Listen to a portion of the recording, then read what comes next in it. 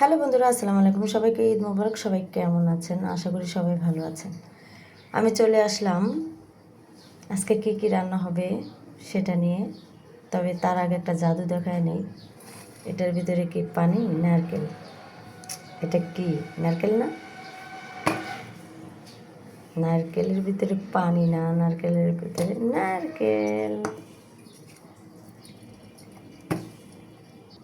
এই যে দেখো নারকেল।